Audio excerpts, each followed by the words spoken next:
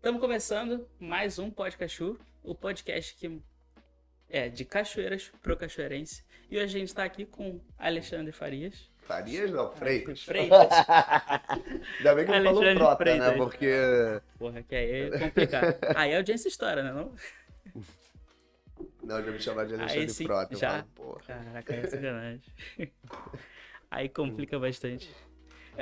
Nosso encontro foi um tanto quanto inusitado pra mim, né? Eu não esperava receber a mensagem agora cedo, assim. A gente fechou e vamos começar. O nosso podcast ele tem o intuito de trazer um pouquinho, né? Transparecer um pouco a tua vida, a tua personalidade para as pessoas.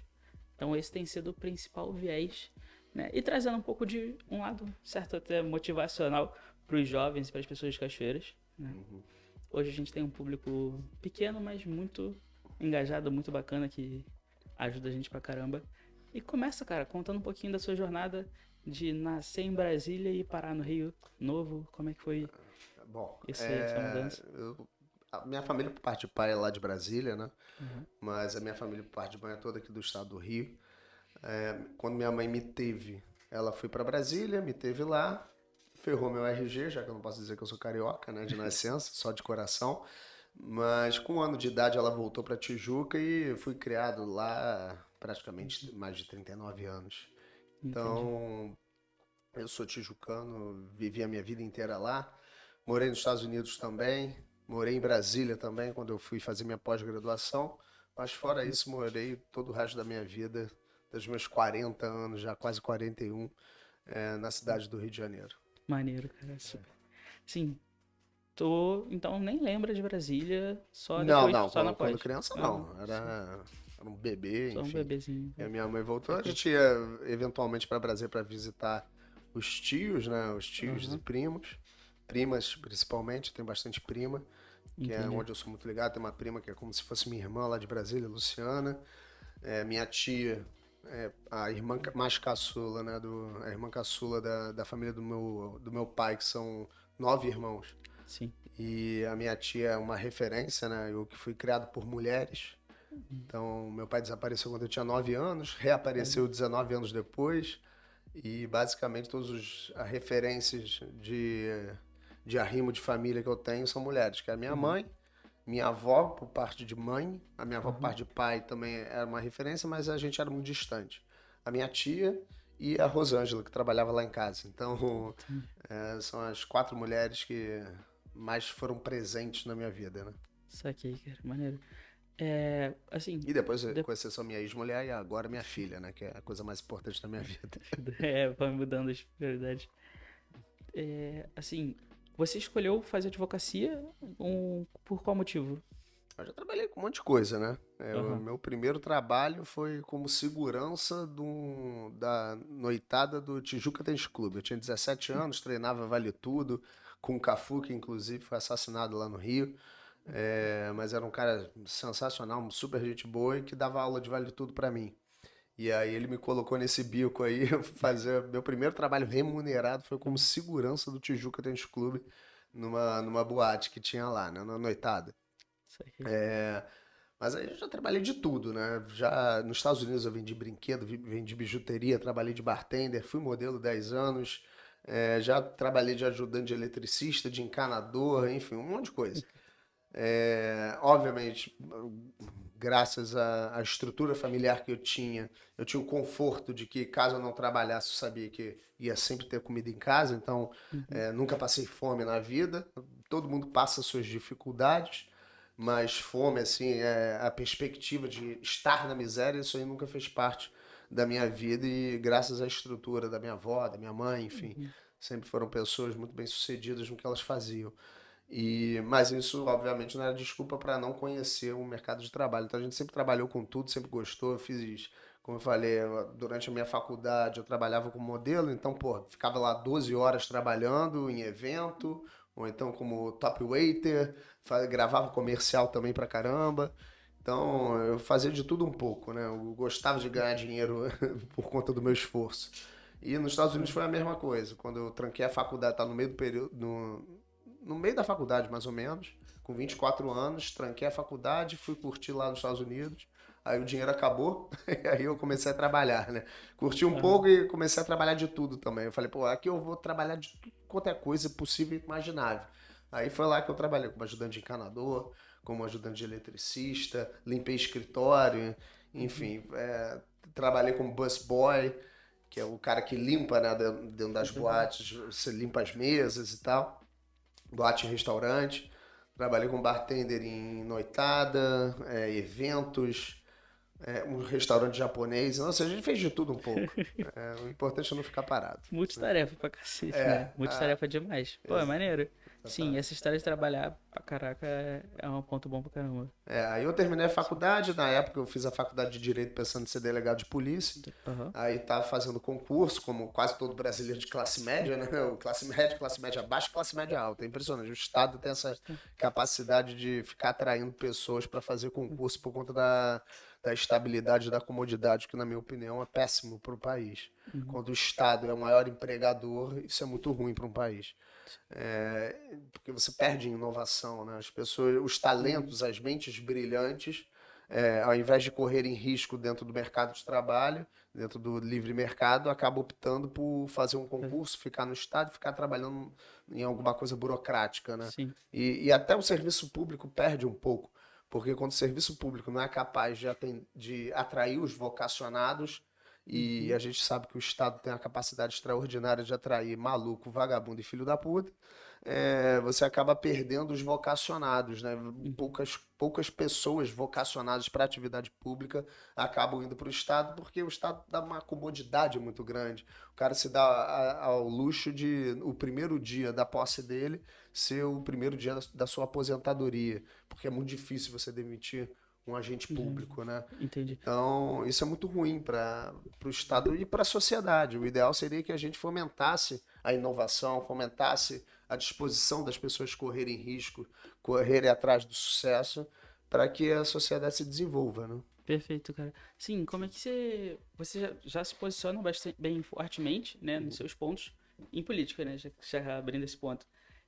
Sou Como que pago para você isso, né? vê, exatamente, como que você vê o teu trabalho, né, direcionando realmente uma redução do Estado e criando um aumento do mercado? Assim, eu já tinha essa visão. Quando eu morei nos Estados Aham. Unidos, eu vi como que é você morar numa sociedade em que você pode ter pouco estudo ou não ter uma formação, vamos dizer assim. Não digo nem estudo, Uhum. porque estudo é uma coisa, formação é outra, né?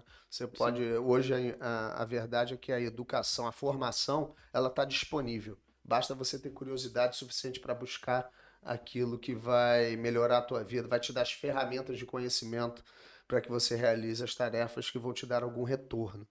E eu sempre fui muito estudioso em temas que me interessavam e a gente buscava muito sempre esse conhecimento, né? E Uhum. aí, quando eu morei lá nos Estados Unidos, tal, eu vi, pô, cara, você não precisa ter uma formação para ter uma qualidade de vida muito boa.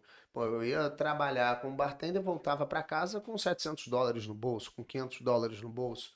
E não era nem a remuneração pelo trabalho, era só a gorjeta dos clientes. Então e o custo de vida lá é muito mais barato, o poder de compra do americano é muito maior. Então você trabalha lá, sei lá, um mês, você já tem condição de comprar um carro. E um carro bom, não é um carro todo caindo aos pedaços como é aqui, não. Você consegue Sim. com US$ 2.000, você compra um Honda Civic, você compra um Corolla em ótimo estado. Então você vê que o tempo do americano, de quem trabalha nos Estados Unidos, é muito mais valorizado do que o tempo do brasileiro. Aqui você vê carro popular custando R$ 100.000. E o salário mínimo é uma vergonha, é o salário de R$ 1.000, 1.200 por aí. Uhum. Então, o tempo do brasileiro custa muito caro, isso é Sim. muito desvalorizado, né? Você não consegue ter as coisas que o americano tem desprendendo a mesma quantidade de tempo em um trabalho. E aí, isso aí eu vi, pô, cara, existe uma sociedade que funciona. Você consegue viver com dignidade pelo fruto do teu trabalho e não por um assistencialismo do Estado. E aquilo me abriu muitos olhos, né? Mas aí eu voltei para o Brasil, tava com essa mentalidade, sempre achei que tinha vocação para ser polícia. Só que aí depois eu passei na OAB, enquanto estava estudando para concurso, comecei a ganhar dinheiro na advocacia. Eu falei, cara, não vou ficar sentando o rabo para ficar estudando mais. Já não preciso mais, né, disso. Sim. E aí advoguei, hoje sou advogado já há quase 10 anos. Não, aliás, eu sou advogado há 10 anos. E E era também uma profissão que me dava muita gratificação, eu era muito feliz nela.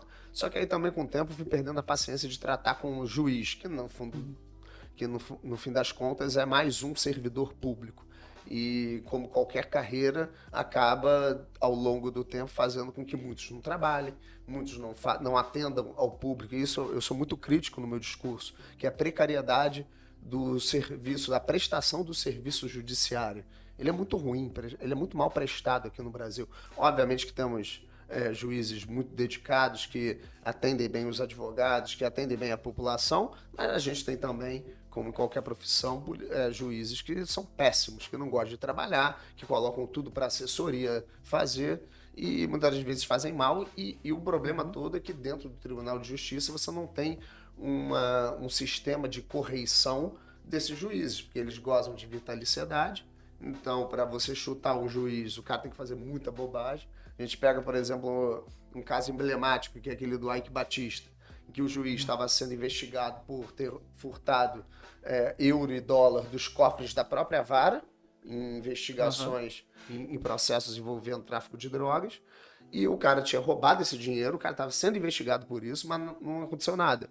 Ele só foi aposentado, que é uma pena ridícula, né? Aposentadoria compulsória, depois que ele foi pego andando com o Porsche do Eike Batista e tinha botado o piano do Eike Batista dentro da própria sala. Aí sim é que o processo dele andou. Isso é uma vergonha. É inaceitável que a gente tenha agentes públicos, servidores públicos, com esse tipo de proteção corporativa, institucional no nosso país. Isso é lamentável. E, enfim, eu já estava meio que de saco cheio, já pensando em voltar para os Estados Unidos, só que aí eu tinha conhecido o Partido Novo, né, em 2013. Minha mãe faleceu em 2012 de leucemia, e eu conheci o Novo em 2012, só que aí com o falecimento da minha mãe não tive cabeça para me engajar, né? Aí depois, de 2013, fiz contato com o pessoal do Novo lá na cidade do Rio, comecei a me engajar, rodava a cidade buscando apoiamento, porque ainda não era um partido político. Em 2015 a gente conseguiu o registro para a criação do Partido Novo, e aí na época o Novo... Então você estava no início do Partido Novo. Bem no início, você tá muito no início. Bem no comecinho. Bem no comecinho. Tava ali meio que entre os fundadores ou não? Eu não fui fundador, mas eu com certeza fiz mais do que muitos fundadores lá. Mas eu ia pra rua coletar assinatura, pedir apoiamento, porque aqui no Brasil, para você criar um partido político, você precisa de apoio de 1% do eleitorado, espalhados por alguns estados. E foi uma briga, foi uma luta, né, você conseguir isso. E aí em 2015 a gente conseguiu o registro junto ao TSE. Isso durou 2 anos para conseguir esse... Não, 2 anos nada. O Estatuto de Fundação do Novo acho que é de 2010, 2009, não, por aí. E aí, quando foi 2016, a primeira eleição que o Novo participou, apagou a luz. Mas quando foi a primeira eleição lá que o Novo participou, em 2016, me perguntaram se eu queria participar do processo seletivo, que o Novo faz processo seletivo. Aí eu fui aprovado, concorri em 2016, mas basicamente para saber se eu gostava disso, porque eu estava muito bem na advocacia. Você concorreu aqui, Carlos? Vereador. E aí eu falei, cara, vamos ver como é que é esse troço. Eu adoro um novo desafio, adoro coisa nova, então eu falei, vamos ver qual que é. Você estava quanto tempo empreendendo já, como advogado? Como advogado, eu peguei minha carteira em 2011. Em 2011 você pegou sua carteira de advogado e começou o seu próprio escritório? Não, eu trabalhava num escritório lá na Barra da Tijuca. Ah, tá. E aí em 2015 eu montei um food truck com um ex-sócio meu.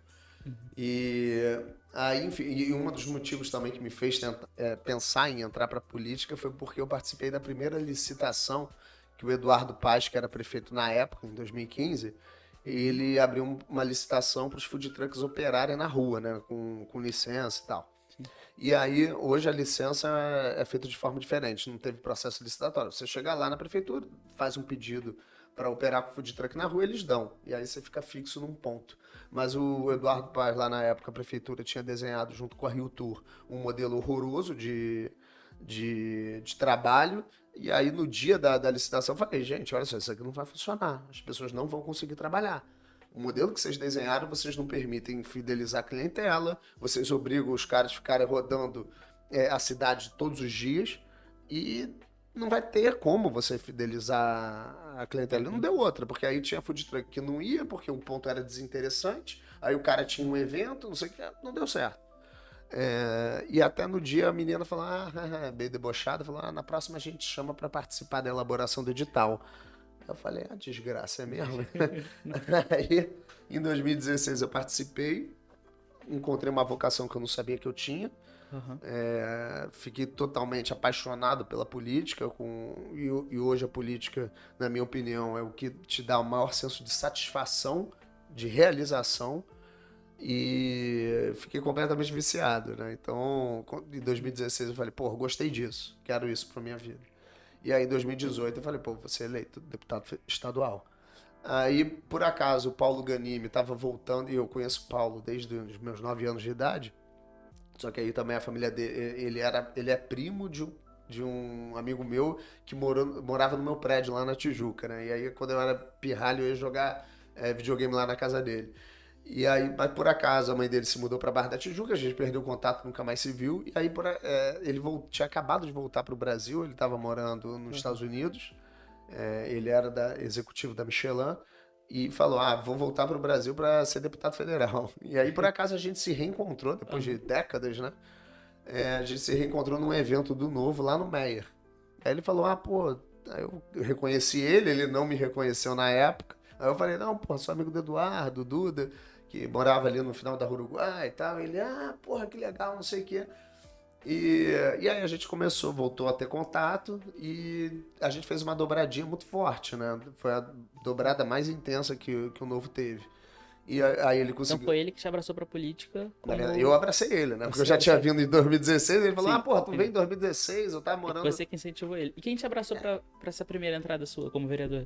Não, basicamente me perguntaram se eu queria participar do processo seletivo. Eu falei, Oh. vou. E aí eu tive 2.886 votos, né? Então, uma campanha que não custou nem 3 mil reais.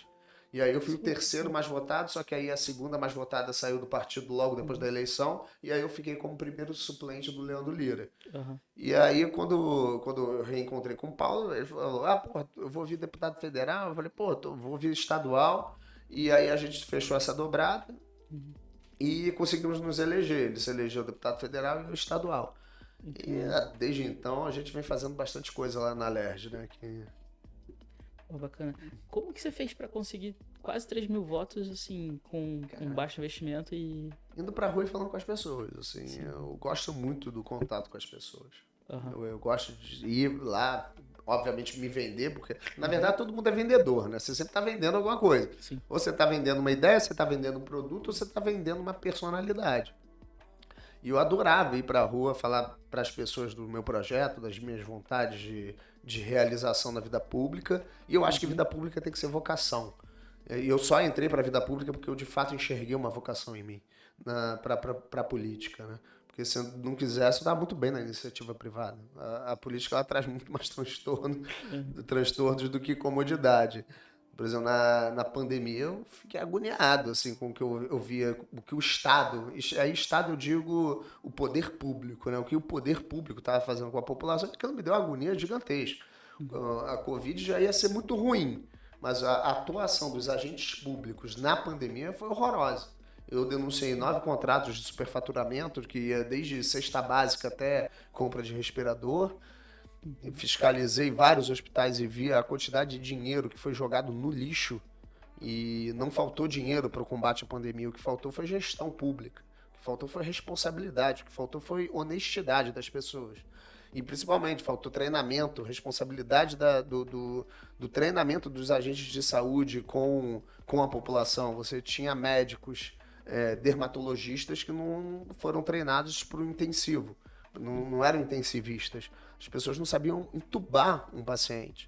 Então não tem dúvida que o Estado, ou seja, a gestão pública matou mais do que a Covid, por exemplo. A Covid seria muito ruim, mas a falta de estrutura de saúde e a falta de treinamento dos equipamentos de saúde, dos profissionais de saúde, mataram muito mais do que o vírus, que já seria ruim. Então, teve, por exemplo, eu fiz um interrogatório de alguns enfermeiros do hospital de campanha lá da Barra da Tijuca, e teve enfermeira que falou, no meu plantão ninguém morreu de Covid. Todo mundo morreu ou por falta de medicamento ou por erro médico. Então, assim, foram declarações que me deixaram muito mal, assim, durante umas semanas.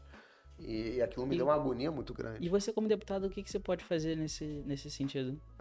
Quais são Eu as tomadas fiz de decisão? denunciar, fazer barulho, mas infelizmente a polarização estúpida acabou levando à irracionalidade do debate. Então, por exemplo, eu que defendi o não fechamento de nada, as pessoas já queriam te colocar como bolsonarista. Só que aí o que eu via na prática? Eu via registros de mortes sem menor protocolo mínimo de verificação se a pessoa estava ou não com Covid. Eu via pessoas superfaturando um monte de coisa. Você pega, por exemplo, Resende quase não fechou. Isso não é falado, infelizmente. A cidade de Resende, ela quase não fechou. Fechou um mês, logo em seguida abriu o comércio, obviamente que restringiu eventos de grandes aglomerações, mas o prefeito fez uma gestão muito boa lá dos equipamentos de saúde. E o resultado é que é um dos menores índices de morte por 100 mil habitantes. E aí você junta o pânico, o medo, todo mundo desesperado, ficou difícil você ter um debate racional sobre as questões.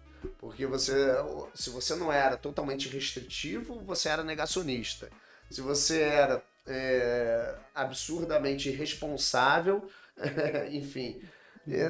Então, era um negócio muito complicado, cara. A pandemia, ela perdeu, o debate público se perdeu na racionalidade, na irracionalidade, na verdade. E a gente acabou tendo uma péssima gestão da pandemia, infelizmente. Na sua posição, você não poderia tomar nenhuma decisão que realmente movimentasse essa questão do comércio, né? Mas... Não, isso é responsabilidade do município, né? O STF, por meio das suas decisões que eu acho muito temerárias e questionáveis, onde o judiciário basicamente só chancelou medida restritiva, sem qualquer racionalidade. E hoje a gente vê estudos lá que dizem que o lockdown impactou absolutamente nada ou muito pouco na contenção do contágio das mortes. Mas o judiciário, a verdade é que o judiciário decidiu de forma política de que o adequado seria restringir sempre, independente do resultado. E aí a gente viu agora uma inflação absurda, pessoas morreram a rodo no Brasil, muito mais, novamente, pela falta de gestão do que por conta da doença. E aí você vê, por exemplo, um índice que é muito curioso, e na Europa 25% das pessoas que eram entubadas acabavam falecendo. No Brasil, 50%. Então, por que esse índice é muito maior no Brasil? É óbvio que é algum problema dentro da estrutura do atendimento de saúde, que a gente sabe que e sempre foi muito precário no Brasil. Eu acho uma irresponsabilidade as pessoas dizerem viva o SUS, viva o SUS. Cara, o SUS ele tem algumas coisas boas, isso é verdade. Existem ilhas de excelência dentro do SUS. O programa de vacinação do SUS é sensacional, é muito bom. Agora, o atendimento ali na ponta é horroroso. Você dizer que é maneiro você ir para um hospital público que você vai ser bem atendido, você não vai. Isso vale para todos os segmentos, né? O Estado, ele na hora de atender a população, ele via de regra atende mal, por conta dos incentivos. E obviamente que você tem também dentro da iniciativa privada empresas que atendem mal. Só que por conta da concorrência, por conta dos estímulos que o mercado dá, é muito mais fácil você encontrar um bom atendimento no setor privado do que no setor público. Sim. E o Estado é melhor fiscal do que provedor de alguma coisa, né? O Estado ele tem algumas questões. E, assim, o que você, no teu viés de redução do Estado, pretende pensar e atuar como deputado federal na questão da saúde? Assim, uma pauta que é muito forte. Bom, primeiro, na questão da saúde, fiscalizar. Para mim, resta muito pouco atuação dentro da prestação de certos serviços. Eu costumo dizer que e, aliás, isso nem é uma função... O parlamentar ele não tem uma função executiva. O que eu posso fazer enxerguei alguma irregularidade, isso a gente faz muito. Chega muito no meu gabinete, qualquer um pode acessar e demandar o nosso gabinete. Eu tenho um programa dentro do gabinete que se chama Fiscaliza RJ, em que basicamente a gente criou o conceito do fiscal do Estado. Então, o Estado tem o hábito de fiscalizar as pessoas, eu, enquanto parlamentar, eu fiscalizo o Estado. Então, eu fiscalizo a prestação do serviço de segurança pública, eu Uhum. fiscalizo a prestação do serviço de saúde, eu fiscalizo a prestação do serviço de educação, a prestação Sim. a de infraestrutura, enfim, eu fiscalizo tudo que é atuação referente ao Estado. A gente tem um canal de Uhum. comunicação em que as pessoas podem denunciar. Então, Sim. já aconteceu, por exemplo, eu fui num evento na Vara de Infância e Juventude lá no Rio. Uhum. Aí tinha um sinal queimado e eu vi uma penca de PM em frente ao sinal, vendo que estava um transtorno e ninguém se mexia. Aí Entendi. eu Então fui você, falar com os você PMs. tá fazendo um gargalo pra você dos problemas Exatamente, mas eu também dependo da população da para me população. municiar, porque não dá Aham. para eu estar no estado o tempo todo, né? Eu fui Sim. eleito com 90 com votos em 90 municípios.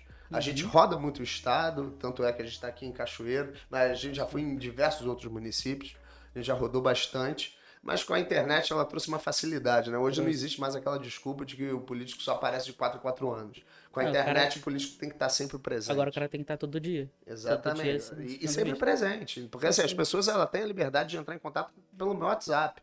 Uhum. Então, se a pessoa não está entrando em contato comigo, eu não posso fazer Não nada. escolhe. Então, a gente Aham. disponibiliza o WhatsApp, tem uma equipe toda que coordena todos os atendimentos, a gente tem Sim. um sistema de protocolos. Então, teve um problema com o Estado, com o município ou até mesmo com a União, pode mandar para a gente que a gente vai tentar endereçar e tentar resolver. Se Uhum. não der para resolver, ainda fala, ó, isso aqui eu não consigo resolver. Seja porque não existe vontade política, ou seja porque não é minha atribuição. Mas a gente sempre dá uma resposta.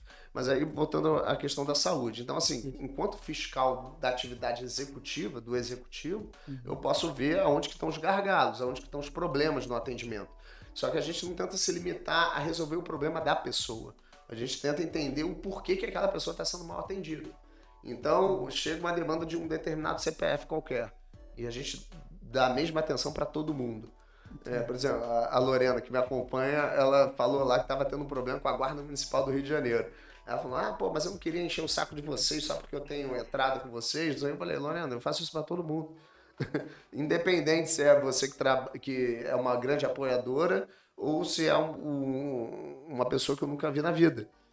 Quem entrar em contato vai ter o mesmo tipo de atendimento do que uma pessoa que cresceu comigo. A gente não faz esse tipo de diferenciação. Então, eu falei, cara, se a Guarda Municipal não está atendendo, você já tem um número de protocolo, isso é uma exigência nossa.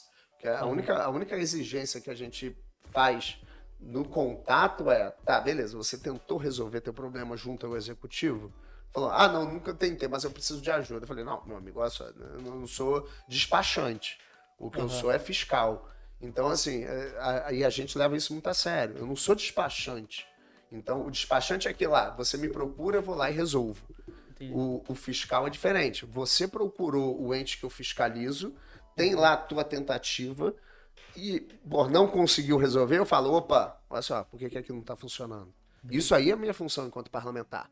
E E eu acho um absurdo parlamentares que atuam como despachantes. É o vereador que bota a sua banquinha para pra viabilizar o resolver o problema atendimento de alguém. no hospital, simplesmente porque ele botou uma Kombi e levou pro negócio. E o que as pessoas É uma não compra pedem? de votos, isso.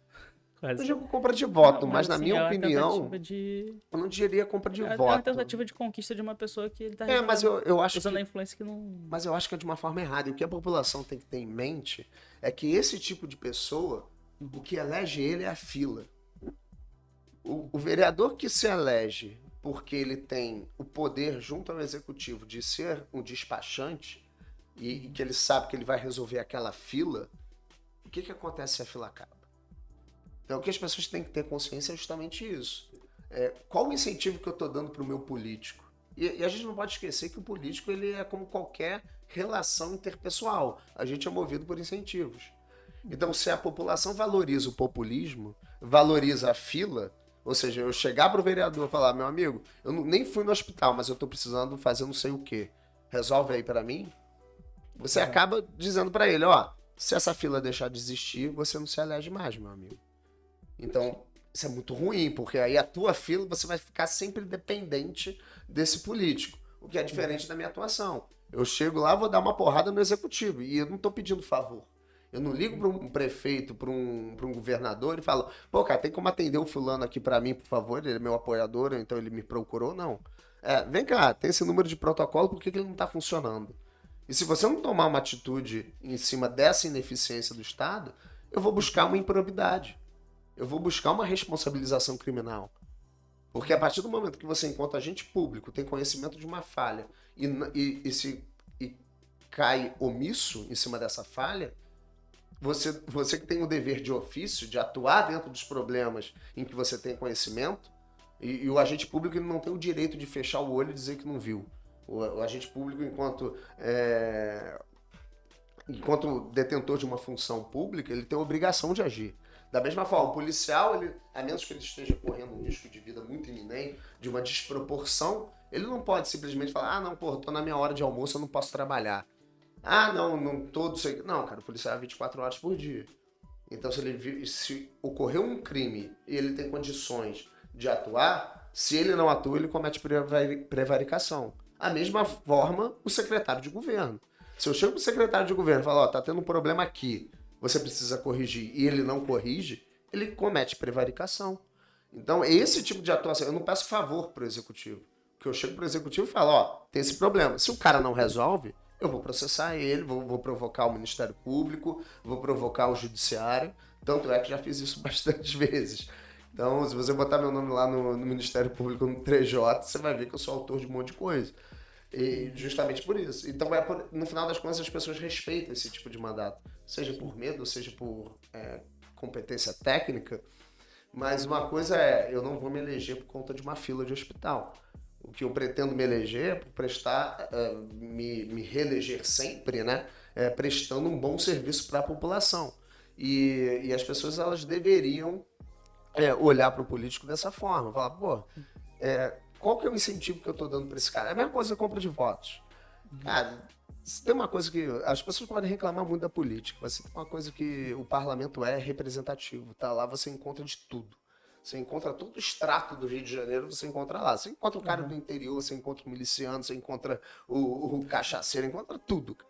Então, assim, se o parlamento está ruim, a gente precisa fazer uma autocrítica e falar, será que eu estou votando certo? E eu defendo muito também a ideia do político prestador de serviço. Chegar pro cara e falar, beleza, você sabe o nome do seu médico? Você sabe o nome do seu advogado? Você sabe o nome do teu peão de obra? Sei. Em quem você votou no ano de não sei quanto? Não lembro. Falei, cara, então tem alguma coisa errada aí. Mas o fulano se elegeu e não lembra mais de mim, é difícil de encontrar. Eu falei, tá bom, se seu peão faz alguma bobagem na obra, o que você faz? Você demite ele e vai. Se o teu advogado não te atende quando você está precisando, o que você faz? Você procura outro. Faça a mesma coisa com o seu político. Não tenha político de estimação. Tenha um prestador de serviço em que você tem pleno acesso e que a pessoa te atende quando você precisa. E novamente, como eu falei, a política tem uma capacidade também de atrair muito maluco, vagabundo e FDP, né? Então, enfim, uma coisa são aqueles pedidos republicanos, outra coisa são aqueles pedidos de benefício único exclusivamente individual que não tem relação com a prestação de serviço público. E a gente vê um problema muito sério dentro dos municípios, é que os municípios, a atividade econômica, ela depende muito da prefeitura. E isso é muito ruim também.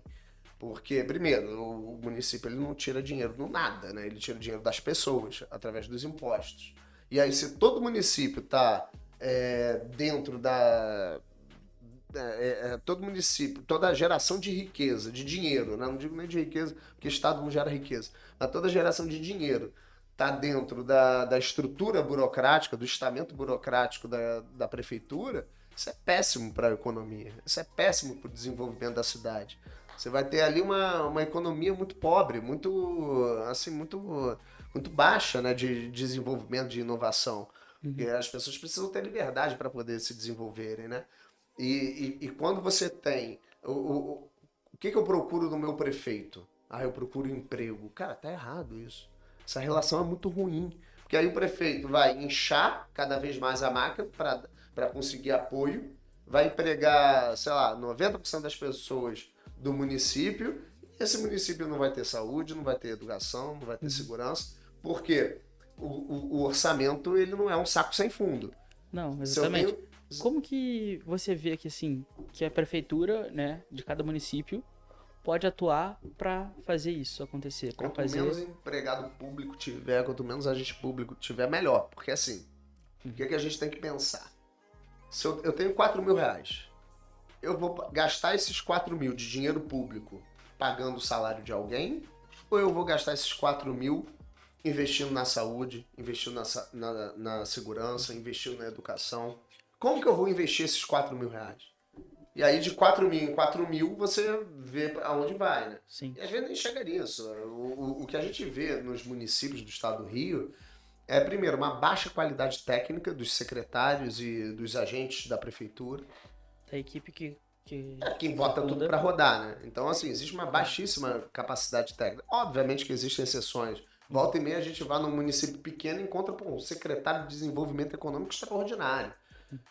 Isso aconteceu, por exemplo, em São Gonçalo, mas o cara é um grande empresário, né? O cara, ele é dono de uma fábrica de biscoito. Então, assim, o cara não depende daquilo. Ele tá fazendo aquilo pra preço, né? por dedicação mesmo, por interesse público. É um cara que já está bem estruturado na vida há muito tempo. Mas o problema do político que faz a politicagem é que o cara vai chamar a patota dele, que nem sempre é competente. E a gente vê muito prefeito sem comprometimento com a coisa pública. Então você vê o cara que é DJ, tá cuidando da Secretaria de Saúde. O cara que é não sei o que, enfim, o cara que é da mecânica tá cuidando da Secretaria de Desenvolvimento Econômico. Pô, nada contra mecânico, nada contra os DJs, mas ele não tem a formação adequada para cuidar de uma secretaria. Mas assim, uma secretaria. Não acredito que seria possível também uma construção de secretarias com somente pessoas qualificadas.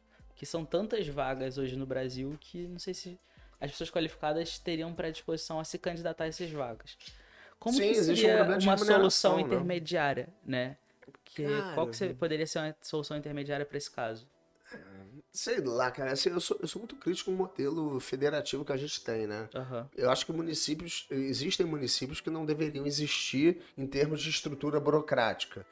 Você pega, sei lá, municípios com 20 mil habitantes, por que você precisa de uma Câmara de Vereadores? Por que a população não participa diretamente? Porque são coisas tão pequenas do dia a dia que o prefeito, a estrutura da prefeitura, de repente, daria conta. O que eu vejo muito é o Estado e a União atuando muito para melhorar a forma de gestão. Eu acho que a gente só conseguiria com estruturas partidárias verdadeiramente comprometidas com a gestão pública, coisa que a gente não vê. Mas você vê, por exemplo, o que um governante capaz, bem intencionado, o poder de transformação que ele consegue fazer no seu meio social. Você pega, por exemplo, o Romeu Zema. O Romeu Zema está voando lá em Minas.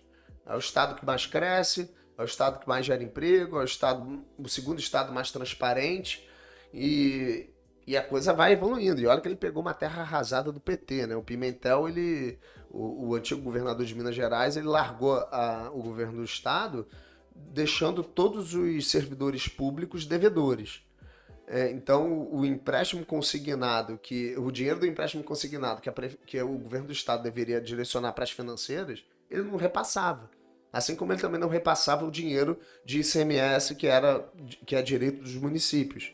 Então, todos os servidores públicos do estado de Minas Gerais, que tinham um empréstimo consignado com alguma financeira, ficaram devedores dessa financeira. Entendi. E o cara ainda pegou Brumadinho e tal. Não existe uma questão de regras e condutas que o cara tem que seguir. Como que o cara consegue Tem a não lei seguir, cara, mas no final não seguir isso e passar impune de uma situação Não, dessa? porque não é só isso. Porque no final, assim, a política, pra política, cabe o quê? A conveniência e a oportunidade dos atos. Se eu tenho um gestor público que tem uma péssima noção de conveniência e de oportunidade, o cara vai torrar teu dinheiro com R$1 milhão em show do Gustavo Lima. Nada contra o Gustavo Lima também, mas dinheiro público de município que não tem saneamento básico não deveria ser usado para bancar entretenimento. Então, assim, mas o cara tá errado? Tá em termos políticos. Se eu sou o eleitor daquela cidade, eu vou bater até no poder mais do prefeito. Falar, meu amigo, como é que você tá dando R$1 milhão pro Gustavo Lima para fazer show aqui? Que, legal, vamos divertir uma noite, mas, pô, quando eu acordo tem cocô boiando na minha porta porque não existe encanamento da empresa de saneamento. Então, assim, é uma escolha, novamente, isso cabe ao povo, a conscientização da população. Então, as pessoas têm que ter noção disso. Pô, se o prefeito está gastando R$1 milhão de dinheiro público em show de Gustavo Lima e não cuida do básico, que eu vou reeleger esse sujeito? Por que ele me representa? E se ele te representa, tem alguma coisa muito errada com o eleitor. Então, a briga tem que ser pela conscientização do eleitor. O que ele está cobrando do seu político? O que ele enxerga que é uma boa atuação política? É pão e circo? Ou eu estou interessado que o IDEB do meu município esteja lá nas alturas, como acontece com o Ceará. O Ceará hoje está voando no IDEB. Mas hoje você não vê uma gestão também da educação com base com responsabilidade. A gente tem escolas ali que pregam um monte de bobagem, desde da responsabilidade afetiva, ideologia de gênero, não sei o quê, e as crianças saem de lá analfabetas, sem saber fazer as operações básicas, sem ter... A gente viu outro dia uma deputada do PSOL lá do Rio Grande do Sul, a Luciana Genro, dizendo que as escolas públicas não tinham que ter educação financeira. Aí quando você olha hoje qual que é o maior investimento do brasileiro, onde estão as pessoas, a maior quantidade de pessoas investe seu dinheiro na poupança. Sim. Cara, poupança você perde para inflação. E aí ela fala que o sujeito que não tem o que comer não tem que ter educação financeira. Isso é uma estupidez monumental. Você tem pessoas que não sabem fazer a gestão do seu orçamento, não sabem mexer no Excel. Sim, muita gente. Ele vai se manter naquela situação. Não sabe falar inglês. Vai se manter naquela situação se ele então, não souber fazer a própria gestão. Exatamente. E aí, o que a população valoriza? Ela valoriza o show do Gustavo Lima ou valoriza uma educação de qualidade? Valoriza o saneamento básico? Eu desde o início do meu mandato, eu lutava pela privatização da SEDAI. Tomei porrada atrás de porrada. Um monte de deputado lá querendo... E quase que aos 45 do segundo tempo, a Alerj não conseguiu privatizar a SEDAI. Por quê? Eu estava no tribunal do impeachment, né? Eu fui o deputado mais votado pela Alerj para julgar o Wilson Witzel. E aí a gente estava no meio do julgamento dele. Um dia eu ia julgar o Witzel na sexta. E o leilão da SEDAI ia ser no mesmo dia. Na quinta-feira, teve uns deputados lá que apresentaram um decreto legislativo para revogar um decreto do executivo, ou seja, do governador. Eu entrei com mandado de segurança logo depois que acabou a votação, porque ele foi aprovado, ou seja, o leilão da SEDAI estava em risco. Eu entrei com mandado de segurança no Tribunal de Justiça. No dia do julgamento, ou seja, na sexta-feira, 11 horas da manhã, saiu a liminar. E aí o leilão pôde acontecer 1h da tarde. Então, assim, foi uma briga ali, foram umas horas de tensão. E o resultado qual que foi? O maior leilão da história do país, mais de 20 bilhões que vieram para os municípios que participaram, e é bom as pessoas terem noção que tem muito prefeito aí por dentro que foi um idiota que não participou do leilão da SEDAI, nem depois quando teve o segundo leilão. Você pega o Noroeste Fluminense, tem uma penca de prefeito que saiu do leilão, e a população que perdeu com isso. Porque, primeiro, Como que ele poderia ter participado e por que ele saiu? Quais seriam os fatores?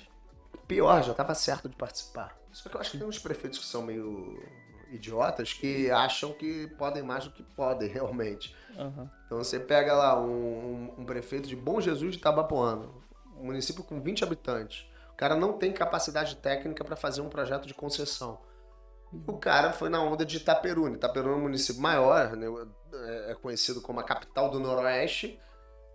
Sou crítico também à atitude lá do Alfredão, mas a verdade é que o cara tem mais estrutura e tem mais poder de barganha na hora de fazer uma concessão. Se ele vai fazer uma boa concessão, eu não sei. Mas fato é que Bom Jesus de Itabapoana não tem poder nenhum de barganha, porque não é interessante para uma concessionária. Ele deveria ter entrado junto com o leilão, entrado ali no bolo, e ter conquistado ali um royalty com a venda da SEDAI, e sem contar os investimentos da empresa privada, que hoje é o que tem capacidade de investimento. A SEDAI, durante anos, investia 1% do seu lucro em novas instalações de saneamento. Então, menos de 1%. Então, assim, não tinha capacidade. A capacidade de investimento, de repente, até tinha dinheiro, né? Mas não tinha vontade política, e porque era e ainda é um cabidão de emprego. O que mais tem na SEDAI é parasita. A gente que não gosta de trabalhar novamente, é sempre bom a gente fazer as exceções, né?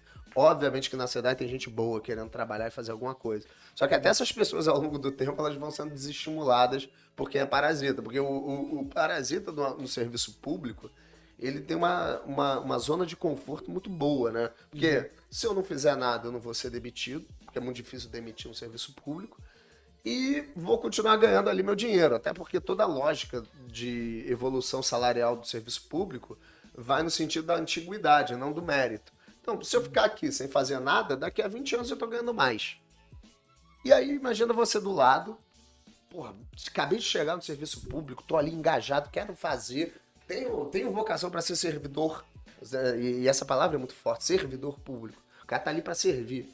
Então, pô, o cara chegava e falava, caraca, eu quero resolver os problemas. Aí pô, precisa do carimbo do malandro do lado. Aí tu fala, aqui, amigo, toma aqui o processo, carimba aí pra mim. O cara demora 20 dias pra botar uma porcaria de um carimbo no negócio. Porque o cara tá com preguiça de ler o processo, ele não vai dar, não vai dar a assinatura dele, enfim. E aí aquilo vai desestimulando o sujeito ao longo do tempo. Uhum. Então, até mesmo os vocacionados, os estimulados, ao longo do tempo, eles vão desistindo. E eu vejo isso. Tem uma penca de amigos que são servidores, que entraram ali com muita vontade de realizar coisa, de mudar alguma coisa. Só que ao longo do tempo ele vai cansando. Assim, é normal ao longo do tempo você cansar. Então o cara já não está mais com a mesma energia, já não está com a mesma produtividade. Isso é um problema do serviço público. Porque ele premia os maus servidores e desestimula os bons servidores. E é isso que a gente devia lutar contra. Só que é impressionante. Assim, isso foi um debate que eu tive agora recente na lei orgânica da Polícia Civil. Eu sou muito ligado à segurança pública, é um tema que eu gosto. Eu acabei de mandar umas recomendações para o STF para a redução da letalidade policial, inclusive pedindo uma revisão de metodologia, né? Porque hoje você tem um discurso muito forte dentro do pessoal de esquerda de tentar criminalizar a atividade policial, sendo que eles são a última barreira entre o caos e a civilização.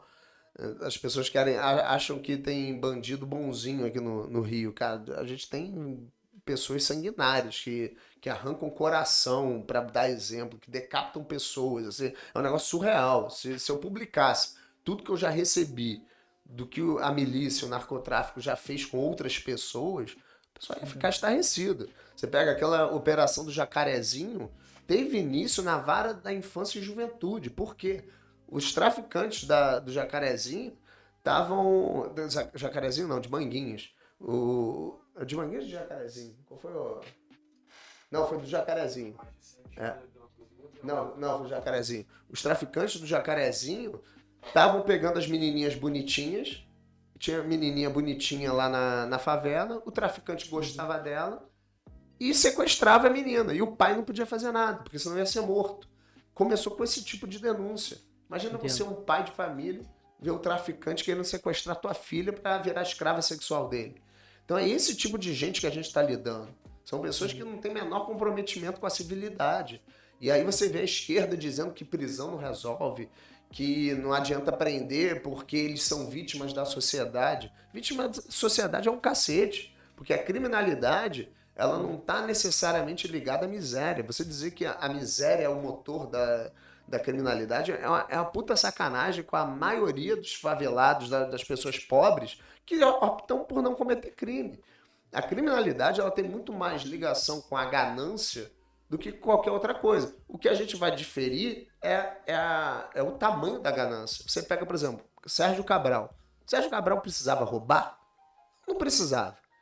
Ele roubava por quê? Porque ele gostava de poder, ele gostava de andar de helicóptero, e é isso que ele almejava. O cara da favela, ele nem vislumbra andar de helicóptero, inicialmente.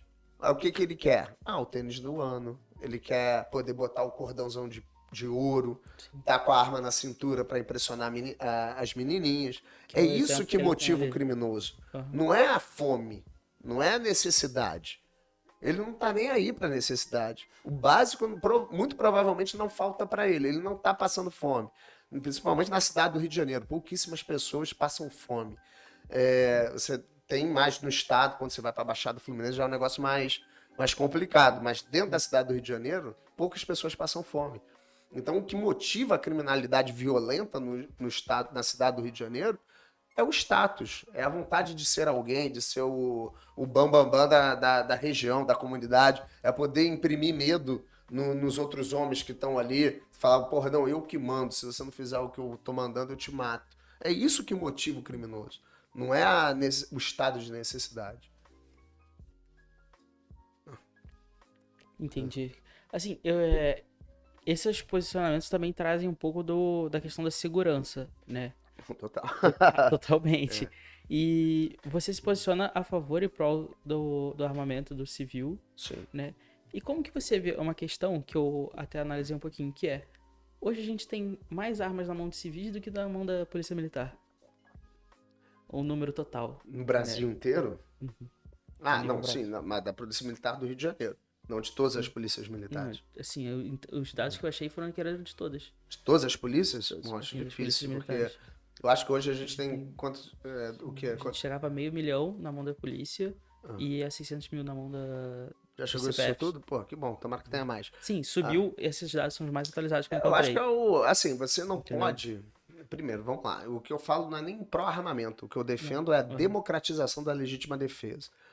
E assim, a esquerda adora falar que existe pena de morte no Brasil, colocando isso na conta da polícia. Quando, na verdade, a maioria dos casos em que a polícia mata alguém é porque ela está repelindo uma injusta agressão, atual ou iminente. Então, o cara tá armado, vai entrar em confronto, o policial vai lá e mata ele, ou então já está em confronto, o policial vai lá e mata ele. Isso aí é bom, porque você não pode exigir que um policial corra o risco de morrer ou que outra pessoa seja morta porque o policial deixou de reagir. Então, esse tipo de atuação tem que ser aplaudida e dizer, cara, ainda bem que eu tenho você aqui para fazer isso por mim, porque senão esse cara vai fazer mal para toda a sociedade.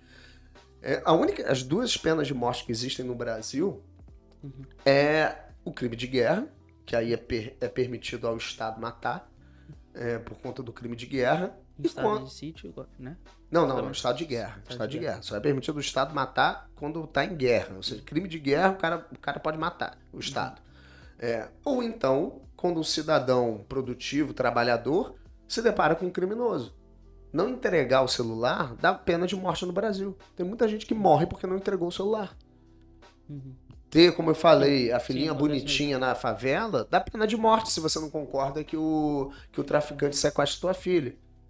Da mesma forma que a gente teve um caso de um filho que visitava o pai, ele morava numa comunidade do terceiro comando, o pai dele morava na comunidade do Comando Vermelho, os vagabundos do Comando Vermelho descobriram isso e mataram o filho do cara, simplesmente porque ele estava visitando, e eles não toleram que um morador de uma favela do terceiro comando frequente a favela do Comando Vermelho. Isso dá pena de morte no Brasil. Agora, quando eu reajo porque alguém invadiu minha casa, porque alguém está tentando estuprar minha filha, ou porque alguém está querendo me roubar, isso não é pena de morte. Isso é legítima defesa. É defesa da minha propriedade, é defesa da minha liberdade, é defesa da minha vida.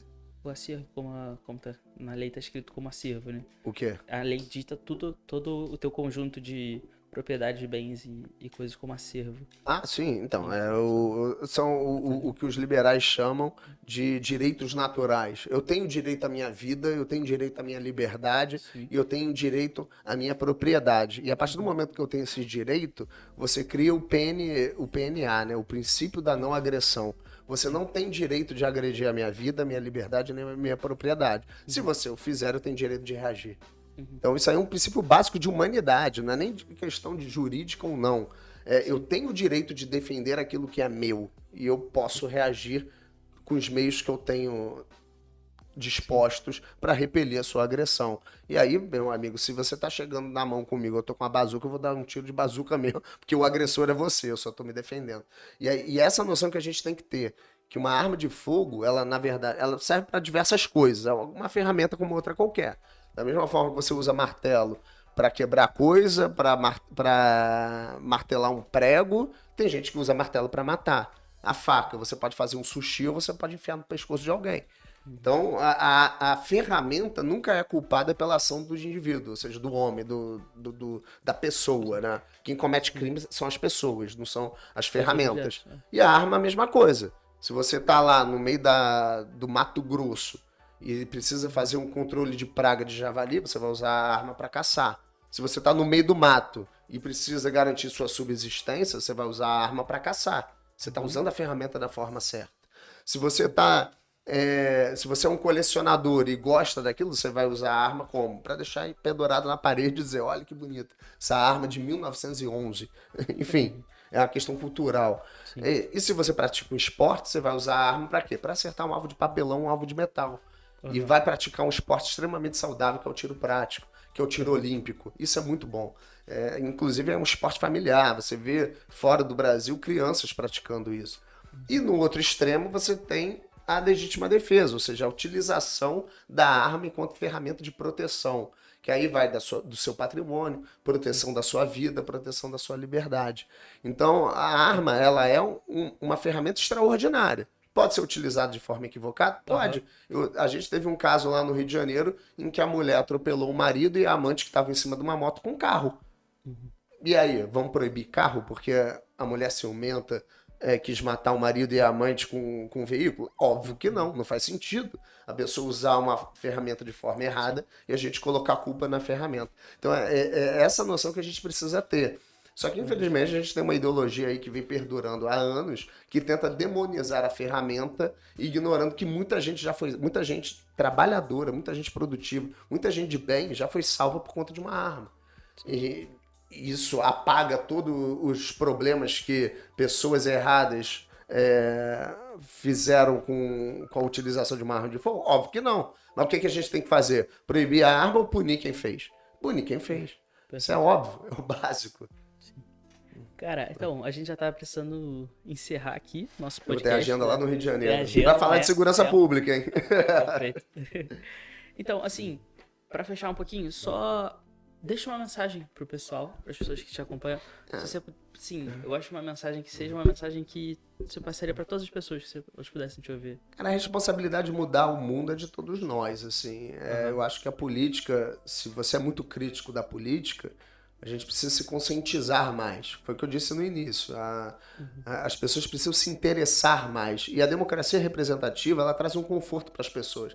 Você só precisa se preocupar com eleger alguém de 4 em 4 anos, de 2 em 2 anos, né, na verdade. Que, aliás, isso eu sou contra. Eu acho que deveria ser mandatos de 5 anos e tudo junto.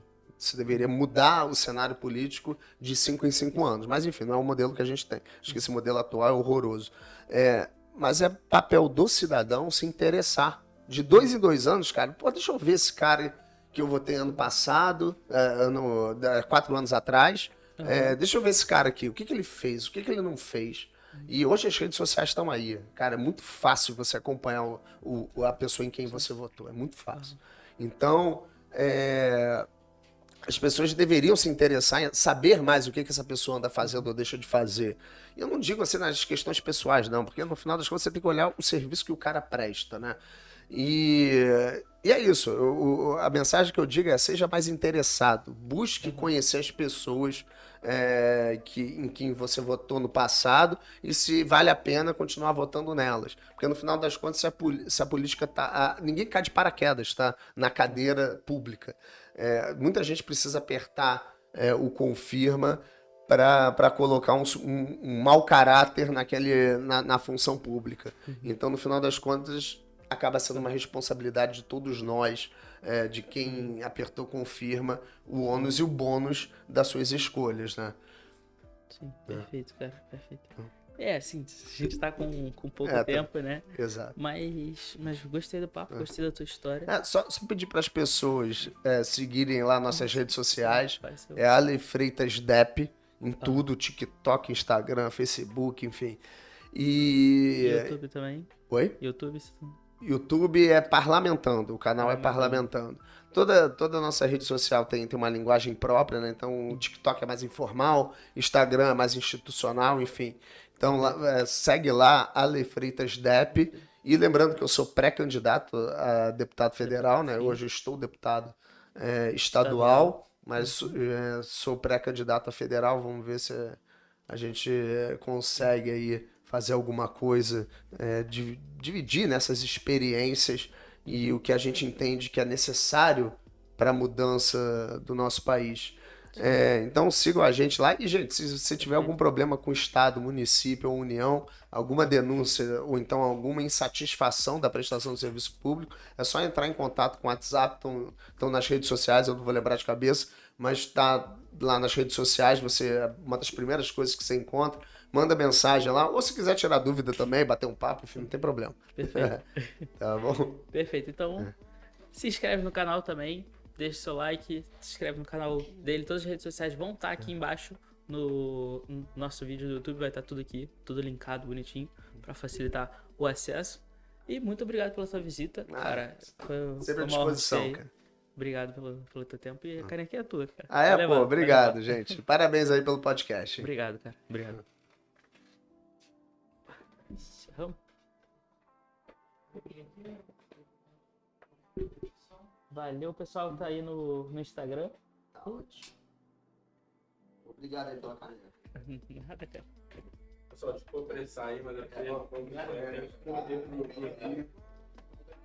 Eu vou sair correndo aí. só fazer uma foto lá. Vamos. Aí, galera que tá aqui no Instagram, segue a gente aqui. A gente tá sempre batendo papo com pessoas interessantes aqui da cidade.